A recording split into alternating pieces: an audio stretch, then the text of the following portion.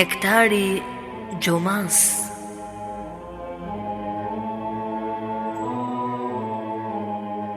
Prezanton Fondacioni Kur'anit.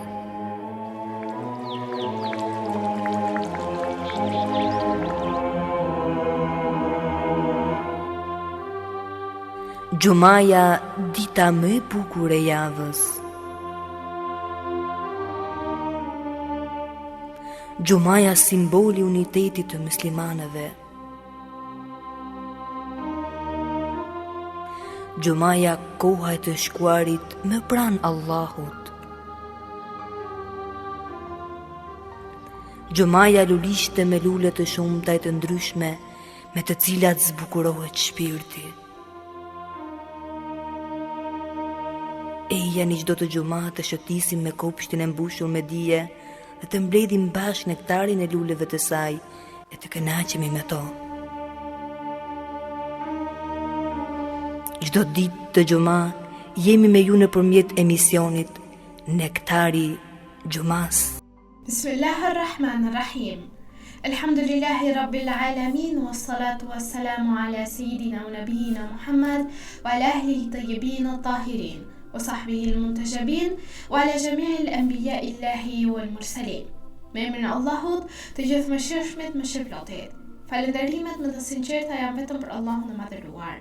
Paqja dhe mëshira e Allahut qofshin mbi profetin Muhammad, mbi familjen e tij të pastër, mbi shokët e tij të zgjedhur dhe mbi të gjithë të dërguarit dhe profetët e Allahut xhaleshanhu. Të nderuar dëgjues dhe shikues, ju përshëndes me përshëndetjen e bukur islame. Assalamu alaikum wa rahmatullahi wa barakatuhu.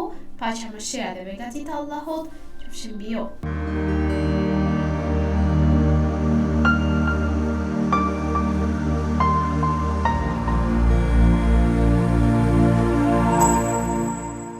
Shoqëria njerëzore nuk ndërtohet vetëm mbi ligje dhe rregulla të ndryshme, por mbi vlera që i lindin në zemrën dhe në ndërgjegjen e njerëzit.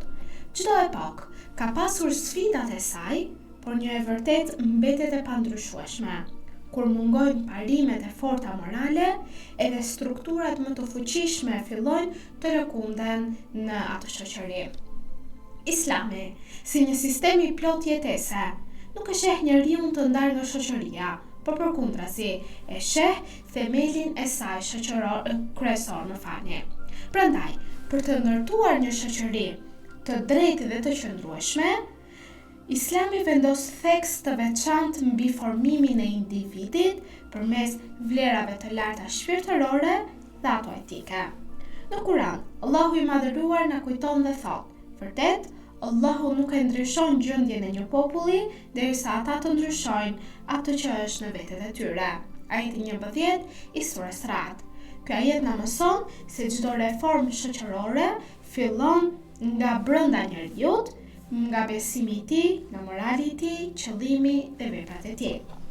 Një shoqëri nuk mund të bëhet e drejtë nëse individët e saj janë të padrejtë. As nuk mund të përparoj përpara nëse ato individ pra i mungon përkushtimi dhe përgjegjësia. Kështu pra, ndryshimi i vërtet nuk është thjesht një proces i jashtëm, por është një transformim i thellë i shpirtit dhe i mendjes shoqërore. Për këtë arsye, feja e pastër islame ka vendosur 3 shtylla kryesore, mbi të cilat ndërtohet një shoqëri, dhe ato janë puna, drejtësia dhe devotshmëria.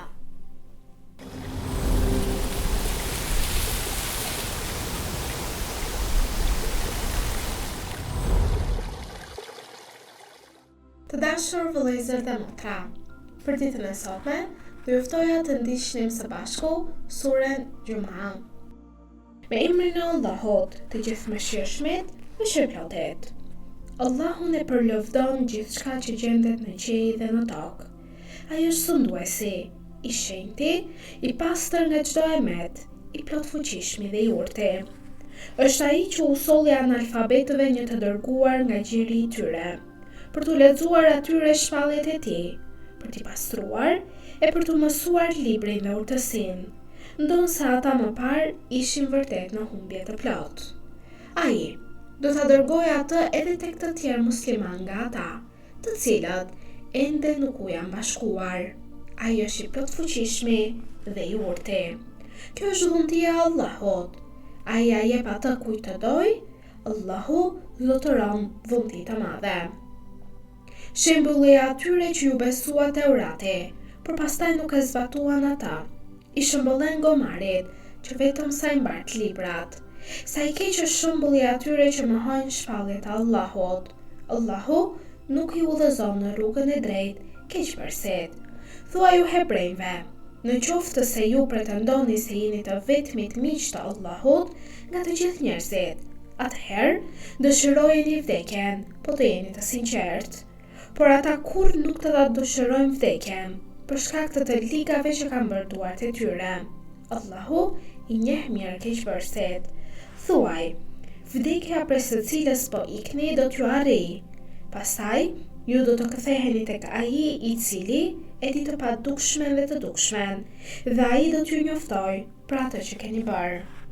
O besimtar, kur të thirrheni për të falur namazin e xumas, në ditën e premte, nxitoni për ta përmendur Allahun dhe ndaloni tregtin. Kjo, që ta dini, është më e mirë për ju. Dhe kur të përfundoj namazi, atëherë shpërndahuni në për tokë, kërkoni nga mirësitë e Allahut dhe përmendeni sa më shumë Allahun në mënyrë që të shpëtoni. Mirpo, sa herë që ata shohin ndonjë tregti ose lojë, shkojnë tek ajo e të lënë ty në këmbë. Thuaj, ajo që është tek Allahu është më e mirë nga argëtimi e nga tregtia. Allahu është dhuruesi më bujar.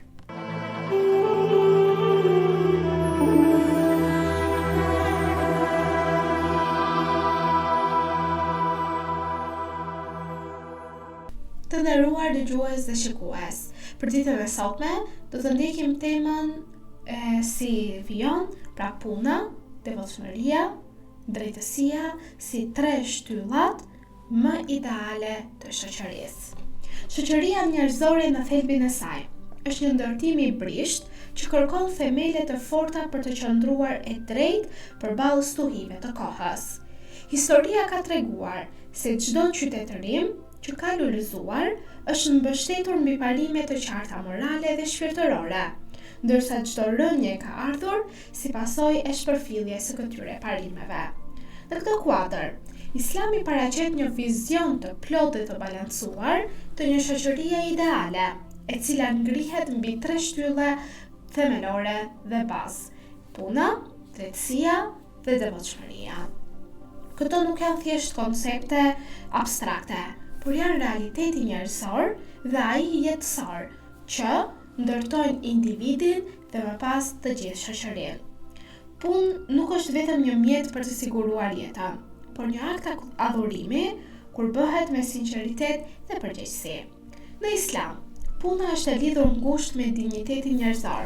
Allahu thot: Bismillahirrahmanirrahim, dhe thuaj, veproni, sepse Allahu do ta shoh veprën tuaj, edhe i dërguari i tij dhe besimtarët. Ajeti 105 i surës Tauba.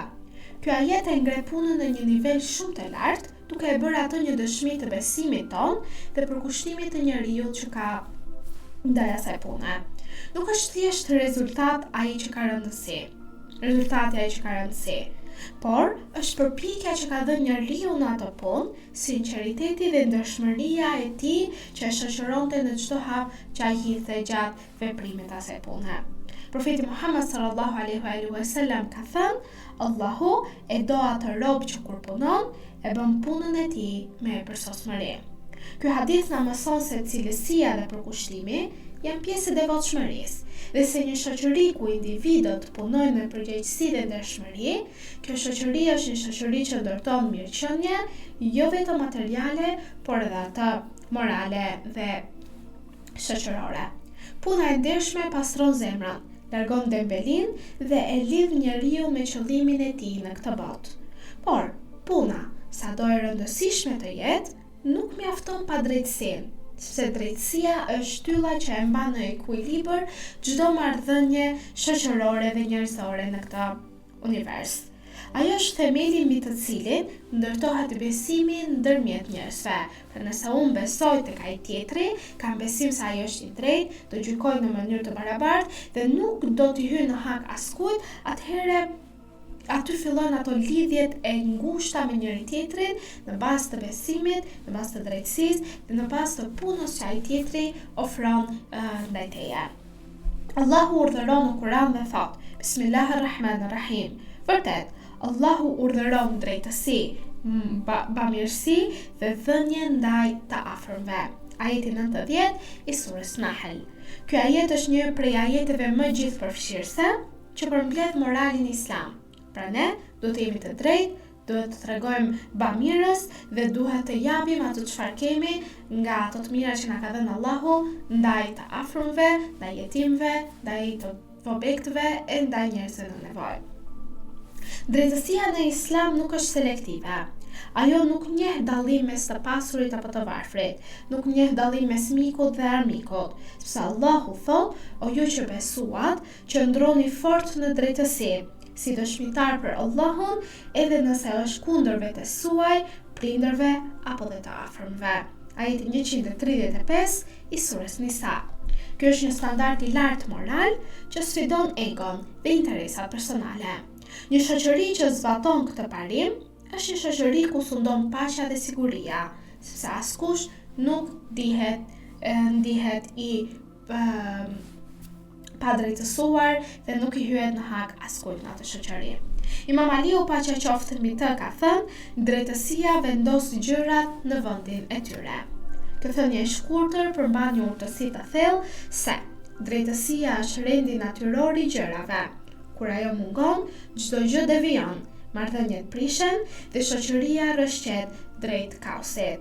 Në një botë ku shpesh padrejtësia duket se mbizotron, kthimi te drejtësia është rikthim tek ekuilibri i humbur prej kohësh. Megjithatë, mund të themi se as puna, as drejtësia nuk bëjnë pa shtyllën e tretë të ideale të shoqërisë, e cila është devotshmëria.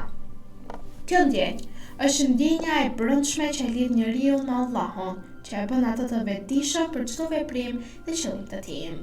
Ajo është drita që ndriçon rrugën e punës dhe të drejtësisë. Pa të, veprat mund të bëhen për sy e faqe, drejtësia mund të shtrembërohet dhe morali mund të zbehet. Allahu thot në Kur'an: Bismillahirrahmanirrahim. Vërtet, më i nderuari tek Allahu është ai që është më i devotshëm. Ajeti 13 i surës Hujurat. Dhe ky ajet vendos një kriter të ri vlerësimi, se jo pasoria, jo pushteti dhe asgjë tjetër veçse devotshmërisë mund ta ngrijë njeriu në gradat më të larta. Një shoqëri që e mat vlerën e individit me këtë standard është një shoqëri që promovon moralin dhe pastërtinë shpirtërore. Imam Sadiku, paqja qoftë mbi të, ka thënë: devotshmëria nuk është vetëm në adhurime, por në largimin nga ajo që Allahu na ka ndaluar. Kjo tregon se devotshmëria është një gjendje e vazhdueshme e ndërgjegjes, një kujdes i përhershëm për të mos shkelur kufit hynor. Ajo e bën njeriu të drejtë, edhe kur askush nuk e sheh, të ndershëm edhe kur mund të përfitojë nga mashtrimi. Kur këto tre shtylla të nderuar dëgjues dhe shikues bashkohen së bashku, krijohet një harmoni e rrallë në shoqëri. Puna siguron zhvillim dhe mirëqenie, drejtësia siguron barazi në shoqëri dhe stabilitet të përhershëm, dhe ndërsa nga ana tjetër, devotshmëria i jep kuptim dhe përkushtim dhe qëndrueshmëri të gjitha këtyre strukturave që përmendëm më sipër. Një shoqëri e tillë nuk është utopi. Ajo është një ideal i arritshëm kur individët fillojnë nga vetja e tyre, përmirësimin e më pas e zhvillojnë atë te shoqëria ku ato jetojnë. Nëse njeriu punon me ndershmëri, gjykon me drejtësi dhe jeton me devotshmëri, ai bëhet një gur i fortë në ndërtimin e një shoqërie të drejtë. Në këtë ndërtesë shpirtërore dhe shoqërore, çdo veprim i vogël është një peshë të madhe, sepse ai lidhet me një qëllim më të lartë se vetvetja. Allahu i madhëruar thot në Kur'anin e shenjtë: Bismillahirrahmanirrahim. Kush bën një të mirë, qoftë sa një grimc, do ta shoh atë. Ajeti 7 i surës Al-Sala. Dhe ky ajet e zgjon ndërgjegjen e besimtarit, duke i kujtuar atij se asgjë nuk humbet dhe çdo përpjekje e tij është e regjistruar. Kështu pra, puna bëhet më e sigurt, drejtësia më e qëndrueshme dhe devotshmëria bëhet më e thellë tek ai njeri, sepse njeriu jeton me bindjen se çdo hap i tij ka vlerë përpara Allahut të plotfuqishëm.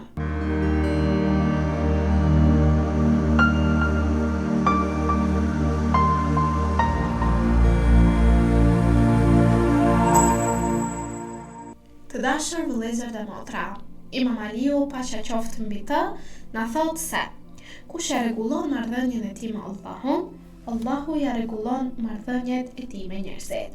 Kur zemra lidhet me krijuesin, veprat pastrohen dhe drejtësia bëhet natyrë e njeriut, jo detyrim. Atëherë, shoqëria nuk ka më nevojë për kontroll të tepërt apo frikë nga ligji, sepse individët vetë bëhen mbrojtës të së drejtës dhe të së mirës.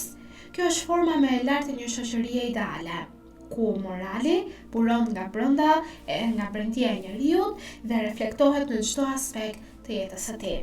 Në fund, duhet të kujtojmë se ndryshimi i shoqërisë nuk fillon nga masa, por fillon vetë nga individi.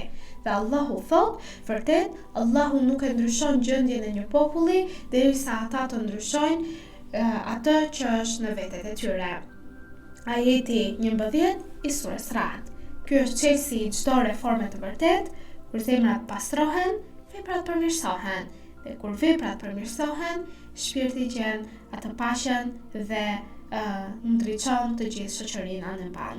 Le të jetë pra puna jone sinqert, drejtësia jone e palëkundur dhe devotshmëria jon e thellë në brendin ton, në mënyrë që të ndërtojmë jo vetëm një shoqëri të mirë, por një shoqëri që i afrohet Allahut dhe idealit hyjnor, ku njeriu jeton me dinjitet, ndershmëri, me devotshmëri, me paqe dhe shpresë për mëshirën e Zotit të gjithësisë. Në këtë momente të nderuar dëgjues dhe shikues, duke ju uruar një xumë të begat, tashmë ju përshëndes me përshëndetje dhe bukur islame. Assalamu alaikum wa rahmatullahi wa barakatuhu. Paqja, mëshira dhe begatit e Allahut qofshin mbi ju. أيها الذين آمنوا إذا نودي للصلاة من يوم الجمعة فاسعوا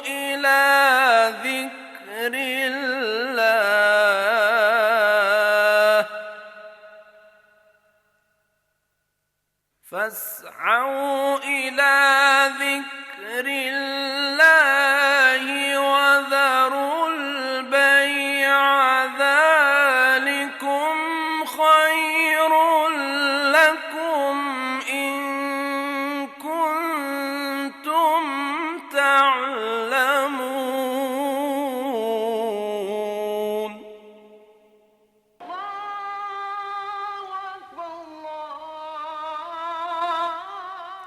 O ju që besuat, kur bëhet thirrja për namaz, ditën e xumas, esni shpejt për aty ku përmendet Allahu, dëgjojini hutbën, falni namazin, e lini shitblerjen. Kjo është shumë më e dobishme për ju, nëse jeni që e dini. Ashhadu anna Muhammad